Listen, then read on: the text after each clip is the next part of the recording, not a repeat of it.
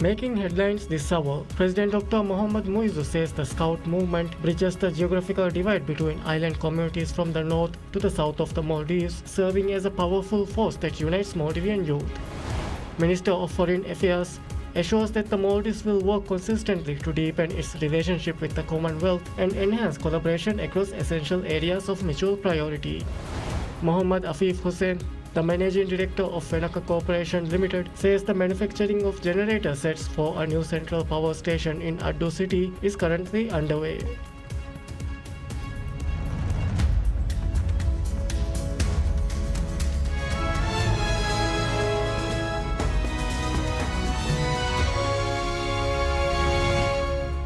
Bismillahir Rahmanir Rahim. Assalamu alaikum and welcome to PSM News in English with me, Abdullah Ahil. And now the news in detail. President Dr. Mohammad Muizzu says the Scout movement bridges the geographical divide between island communities from the north to the south of the Maldives, serving as a powerful force that unites Maldivian youth in a congratulatory address marking the 70th anniversary of the introduction of the movement. In remarks commemorating 7 decades since the formal inception of Scouting in the country, President Muizzu expressed deep appreciation for the individuals who historically championed the movement and those who advance its operations today. Characterized by mutual care, the initiative fosters a responsible, self-reliant generation built upon strong moral principles, he said, adding that the courage, resolve, and altruism of individual scouts reflect ancestral values of respect. The movement stands as an exemplary model of humanitarian service demonstrated repeatedly throughout the nation's history. During times of national crises, most notably the devastating Indian Ocean tsunami of 26 December 2004, the Scouts proved their unwavering readiness to serve without hesitation. President Muizzu noted, stating their leadership, vigilance, and voluntary spirit provide a robust template for society. The President assured the Scout Association and its participating members that the government will provide full support to expand and advance Scouting activities throughout the country. Irtisham Adam, the Minister of Foreign Affairs, assures that the Maldives will work consistently to deepen its relationship with the Commonwealth and enhance collaboration across essential areas of mutual priority during a meeting with the organization's Secretary General. The diplomatic discussions, which Minister Irtisham noted stood as a crucial milestone within broader ongoing efforts to sustain and strengthen international relations, took part at Marlborough House, the Commonwealth's main headquarters situated in London, United Kingdom, where the Foreign Minister convened with Secretary General Shirley Boshwe to discuss efforts to further strengthen ties. The prominent role the Maldives plays and the close relationship it maintains in prioritizing the rights of small island nations within the global network are deeply appreciated, Secretary General Boshwe stated in a post to social media following the dialogue. Welcoming the Foreign Minister to Marlborough House was a profound pleasure, Secretary General Boshwe added, observing that the recent dialogue will pave the way for elevating the relationship between the Commonwealth and the Maldives to even greater heights in the future. The Commonwealth is an international organization composed of 56 member nations. Following its decision to rejoin the coalition, the Maldives has actively collaborated with the body across a diverse array of sectors, continuing to command a leading position on the international stage by robustly protecting the diplomatic interests of small island states.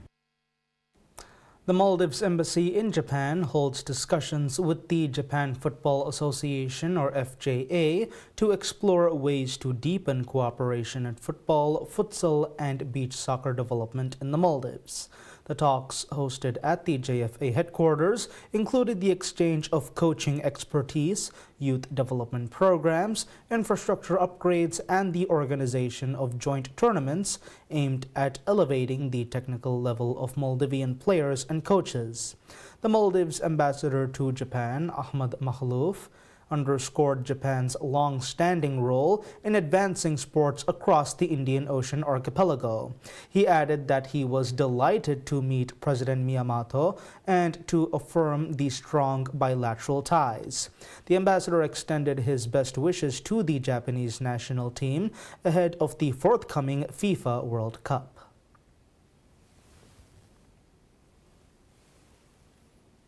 According to the Ministry of Finance and Public Enterprises weekly fiscal development report, the government has collected 10.38 million US dollars in profits from state-owned enterprises as of the 14th of May, representing a significant 36% decline compared to the same period last year when the state received 16.73 million US dollars.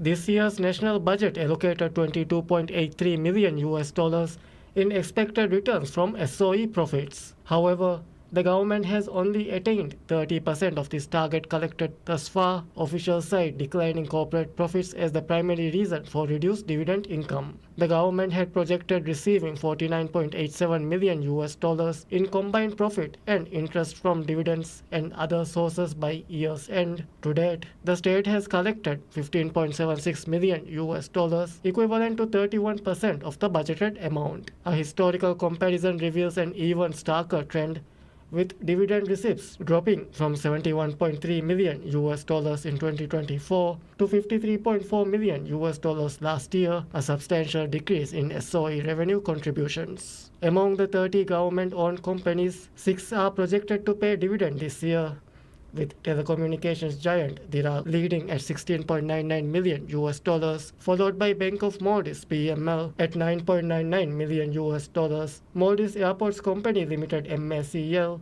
at 3.24 million US dollars, Malé Water and Sewage Company (MWSC) at 1.95 million US dollars, Housing Development Corporation HDC at 1.30 million US dollars, and Maldives Ports Limited MPL at 778,000 US dollars.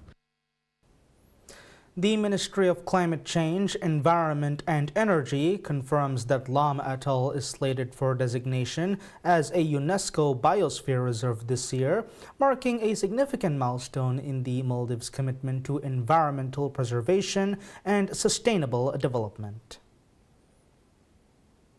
The ministry outlined that the process of establishing 3 additional biosphere reserves across the country is already underway, fulfilling a key campaign promise made by President Dr. Mohamed Muiz. Within the first year of assuming office, the administration invited proposals from atolls interested in pursuing biosphere reserve status, sparking considerable interest among several atolls. According to the ministry, the technical documentation required for Lam Atoll's designation has been completed, and a public awareness and consultation program is currently in progress. The Maldives currently holds 3 recognized UNESCO Biosphere Reserves: Ba Atoll, Addu City, and Fuamala City. Biosphere Reserve status is granted for an initial period of 10 years, after which periodic reviews and resubmissions to UNESCO are required to maintain the designation. The status provides a robust framework for protecting biodiversity while balancing sustainable tourism and local economic development. The ministry underscored that achieving and retaining biosphere reserve status depends on the active cooperation of local institutions and communities. Once designated, these areas are expected to deliver lasting environmental benefits while also driving growth in the nation's tourism sector through enhanced conservation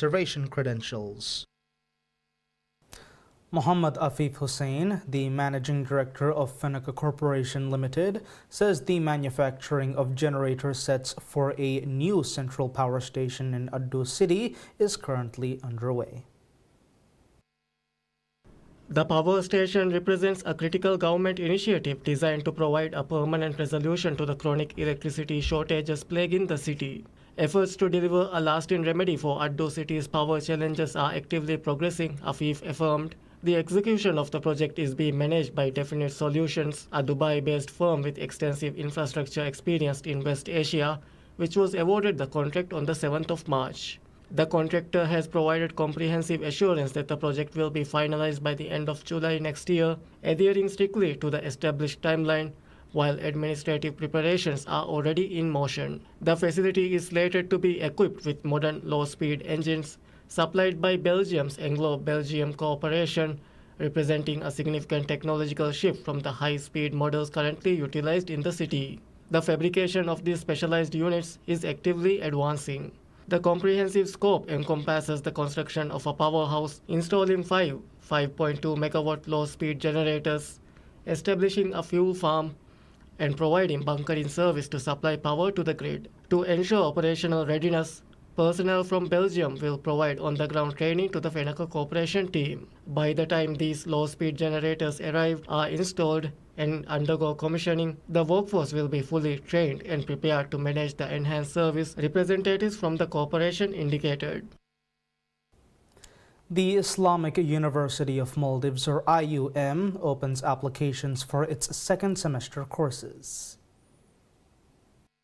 According to the university, a total of 67 courses are being offered across multiple fields. Main fields of study in which courses are available are as follow: Quran and Hadith, Sharia law, fiqh, Islamic studies, imamship, language education, finance, accounting, leadership and administration, management, and journalism. Speaking on PSM News' Rajamiyad program, Dean of IUM's Kulliya of Education, Dr. Aishat Sheena, said the intake is a good opportunity to pursue higher education. Students who recently completed A-levels can also apply for these courses. She highlighted that students can access courses from their own islands and that physical classes will be conducted at 7 campuses in addition to IUM's main campuses. Sheena said students can study both physically at campuses and through online classes. Campuses offering these courses are as follow: Ungu Faru campus in Ra Atoll, Nafaru campus in Laviani Atoll,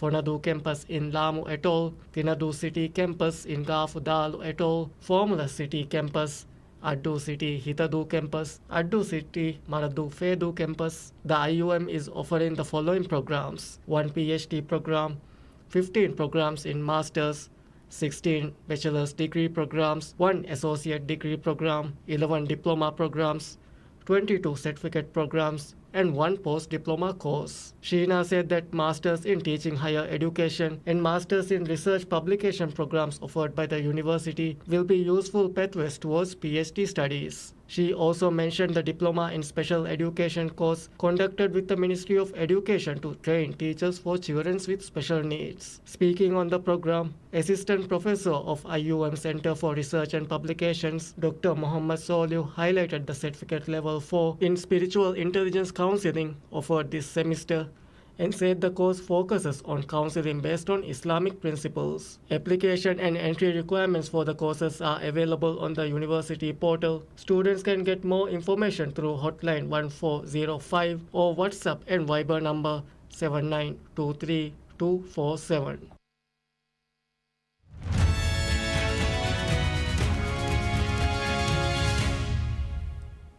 Insights into business: World Cup fever in Argentina, home of the defending champions, boosts sales of counterfeit jerseys and soccer trading cards, sparking protests from retailers who are already under pressure from President Javier Milei's market opening policies. The main shopping streets of Buenos Aires are flooded with hats, flags, mat coats, and t-shirts in patriotic light blue and white colors. However, business leaders warn that the informal market is taking over. Purchasing power in Argentina has dropped as salaries fail to keep pace with soaring inflation, driving consumers towards cheaper alternatives. The sales of counterfeit goods add to other challenges facing the local textile industry, which has seen factories close due to an increase of cheap imports under Milei. Lucas Aranda, a textile merchant from the province of Buenos Aires, sells national team jerseys for 40,000 pesos, around $28 each, about a quarter the cost of originals. Counterfeits have also spread to the popular soccer stickers that children and many adults collect to complete their World Cup albums. While originals can be found at convenience stores, cheaper alternatives are offered online. The World Cup kicks off next month, hosted by the United States, Canada, and Mexico. Argentina's first match is against Algeria on June 16th.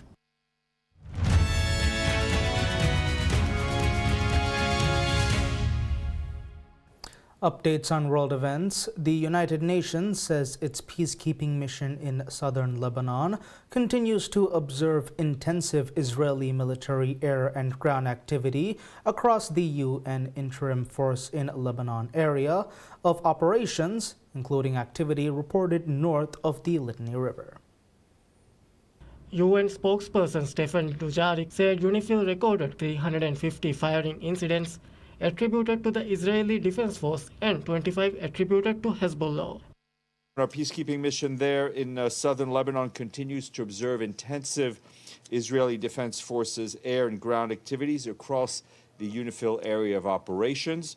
The IDF activity was also reported north of the Litani River. Yesterday, UNIFIL reported 350 firing incidents attributed to the IDF and 25 to Hezbollah. The UN Humanitarian Office for the Coordination of Humanitarian Affairs said access and emergency response capacity remains severely constrained. In Nabashia, strikes reportedly affected a key road in Marjun that is vital for medical evacuations, aid worker movement, and access to essential goods and services. UN officials also warned that repeated evacuation orders are forcing families to flee and return as security conditions change. Cuba's Revolutionary Armed Forces says security talks with the top U.S. general overseeing forces in Latin America at the perimeter of U.S. Naval Station Guantanamo Bay were positive, adding that both sides agree to maintain communication following the meeting. U.S. General Francis Donovan, head of U.S. Southern Command, met with Cuban General Roberto Legra Sotolongo, first Deputy Minister of the Chief of the General Staff at the base perimeter, the first such meeting in recent memory by the head of Southern Command. Rodney Gonzalez, Director of Legal Affairs of the United States Directorate of the Cuban Ministry of Foreign Affairs, said on state TV that there had been no contact between the military commanders for months, describing the talks as a demonstration of what is possible between two governments with political differences. The meeting follows a visit earlier in May by CIA Director John Ratcliffe to Havana and comes as the Trump administration has been steadily ramping up pressure on Cuba. U.S. Southern Command shared a photo on social media after the meeting. Reuters could not independently verify the location and date of the image. No older version was found posted online before May 29th. U.S. Defense Secretary Pete Hegseth says Washington will no longer subsidize the defense of wealthy nations, calling for stronger burden sharing among allies at the Shangri-La Dialogue in Singapore. Pete Hegseth stressed the Indo-Pacific's importance to U.S. security and warned that dominance by any single power would destabilize the region. This region has profound implications for U.S. security and prosperity. It's the world's largest and most dynamic market area. It's why our national defense strategy directs the Department of War to set the military conditions required to achieve a lasting and favorable balance of power in the Pacific region. Hegseth said that U.S. military would adopt a more resilient posture to deter rapid military gains and preserve balance. He also urged partners to step up contributions, saying alliances must be true partnerships with no freeloading. The Shangri-La Dialogue, launched in 2002, has typically attracted top-level military officials, diplomats, and weapon makers from around the globe to discuss regional security issues. Hegseth's appearance comes amid broader tensions between Washington and its allies, with the U.S. recently withdrawing 5,000 troops from Germany and threatening further drawdowns over what Pentagon officials called inappropriate and unhelpful rhetoric from European partners.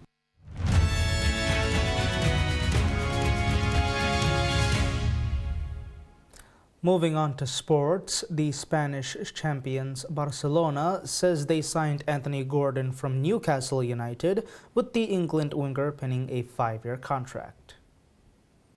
Financial details were not disclosed, but British media reported that Barca offered an initial 80 million euros, equivalent to $93.14 million, plus add-ons for the 25-year-old. Gordon netted 17 goals for Newcastle in all competitions this season, including 10 in 12 Champions League games. However, Newcastle struggled to make a mark in the Premier League, where they finished 12th and failed to qualify for European competition. Earlier this month, Newcastle boss Eddie Howe admitted Gordon may have played his final game for the club when the winger was linked with Bayern Munich, saying there were discussions that potentially might be happening. However, it was Barcelona who swooped to sign Gordon, who is part of England's World Cup squad. Signed from Everton in January 2023 for £45 million, Gordon made 152 appearances for Newcastle, finishing with 39 goals and 28 assists, and helping guide them to League Cup success last year to end a 70-year trophy drought.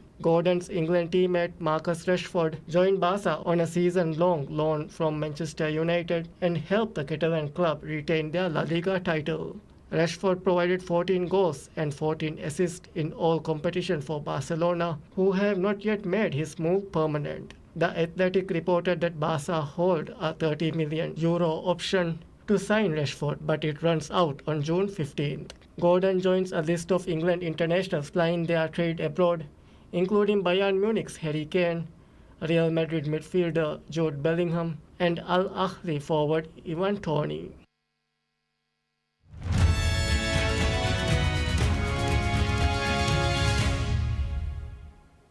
Concluding with news and entertainment, Danish video game developers IO Interactive and Amazon MGM Studios launches the interactive game 007 First Light. 007 First Light is a reimagining of James Bond's original story, where players see a 26-year-old Bond as an irresponsible Royal Navy air crewman enrolled into MI6's grueling training program for the heralded 00 program. According to a press release by the company, 007 First Light sold 1.5 million units in the first 24 hours. In June 2025, it was announced by Amazon's MGM Studios that Dune director Denis Villeneuve would take charge of the James Bond franchise. The upcoming film will be the first under Amazon's MGM Studios, which took creative control of the film franchise under a new joint venture with longtime rights holder Michael Wilson and Barbara Broccoli in 2025. Hollywood industry publication Variety reported last June that the film studio and producers are looking to cast a British actor under the age of 30, with Spider-Man actor Tom Holland, 29, Baby Girl, and Australian Wuthering Heights actor Jacob Elordi, 28, among the wish list. Broccoli had hinted the next Bond will be a man in his 30s, ensuring a long run in the role. Speculations have been rife as to who will follow in actor Daniel Craig's footsteps, with 28 years later and Fuse actor Aaron Taylor-Johnson, 35, still British bookmakers' favourite. In 2024, Britain's The Sun newspaper reported he had been offered the role, but not much had been said or heard since then. New names leading the odds include Mufasa the Lion King actor Aaron Pierre, 31, Masters of the Air actor Callum Turner, 36, and F1 star Damson Idris, 34. Inspired by Ian Fleming's novel, the Bond franchise has spanned over 60 years, grossing more than $7 billion at the global box office, making it one of the most successful ever. And that's all the news we have for today. We'll be back with any further updates. Until then, I'm Abdullah Ahil from PSM News.